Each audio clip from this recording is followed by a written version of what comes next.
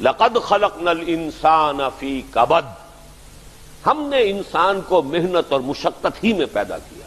محنت، مشقت، تکلیف یہ ہر انسان کا مقدر ہے، کرنی ہی ہے۔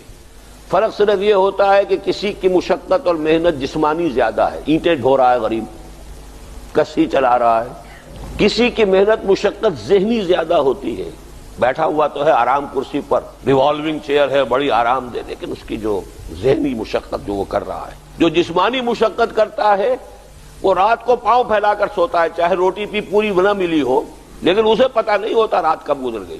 اور یہ دوسرے جو ہوتے ہیں انہیں رات کو بھی نیند نہیں آتی، مخملی گدیروں پر بھی نہیں آتی، انہیں ضرورت ہوتی ہے ہپنوٹکس کی بھی، سیڈیٹیوز کی بھی، ٹرینکولائزرز کی بھی، یہ ساری چیزیں وہاں چلتی ہیں، اس لیے کہ ان کی جو کوفت ہے وہ کسی اور قسم کی، لیکن بچا ہوا کوئی نہیں ہے۔ محنت، مشقت، قرآن نے اتنی قسمیں کھا کر اللہ نے کہا ہے، ہم نے انسان کو، یہاں کسی انسان کی تخصیص نہیں ہے۔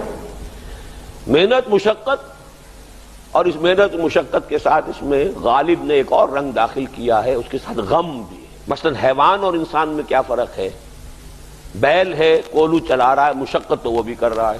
بار برداری کا اونٹ ہے، بوجھ ڈھو رہا ہے ادھر سے ادھر تک، محنت تو وہ بھی کر رہا ہے۔ انسان محنت بھی کرتا ہے، مزید اس کو رنج اور غم جو سابقہ اس کو پیش آتا ہے۔ بیل کو پتہ بھی نہیں ہوگا میری کو اولاد بھی ہے، نسل بھی ہے، وہ کوئی بیمار ہے، کس حال میں ہے۔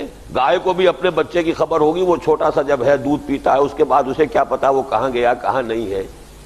انسان کو جو تکلیفیں جھیلنی پڑتی ہیں، پھر جو غم جھیلنے پڑتے، وہ حیوان کے لیے نہیں ہے، یہ انسان کے لیے۔ اسی لیے کہا غالب نے کہ قید حیات و بند غم اصل میں دونوں ایک ہیں، موت سے پہلے آدمی غم سے نجات پائے کیوں؟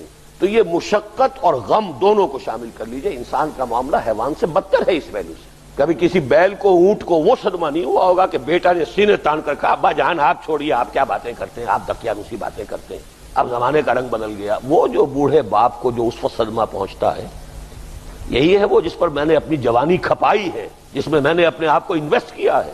آج یہ میرے سامنے کھڑا ہو کر کیا کہہ رہا ہے؟ اور یہ تو میں نے بڑی ہلکی مثال دی ہے، گالیاں دینے والے بھی ہیں، ماں باپ کو قتل کرنے والے بھی ہیں۔ مرتا نہیں ہے بڈھا کہ یہ مرے تو مجھے یہ ساری جائیداد ملے اور مجھے آزادی حاصل ہو۔ یا ایھا الانسان انک کادح الی ربک کدحا فملاقیہ، اے انسان تجھے مشقت پر مشقت جھیلتے ہوئے، محنت پر محنت کرتے ہوئے ہی آگے بڑھنا ہے، اور پھر اپنے رب کے حضور میں پیش ہونا ہے۔ یہ اور مصیبت ہے، کسی اونٹ اور کسی بیل سے محاسبہ نہیں ہے وہاں۔ وَيَقُولُ الْكَافِرُ يَا لَيْتَنِي كُنتُ تُرَابًا، اس روز کہے گا کافر کاش میں مٹی ہوتا، انسان بنا ہی نہ ہوتا میں، جسے آج ہم بہت بڑا شرف سمجھ رہے ہیں، شرف انسانیت۔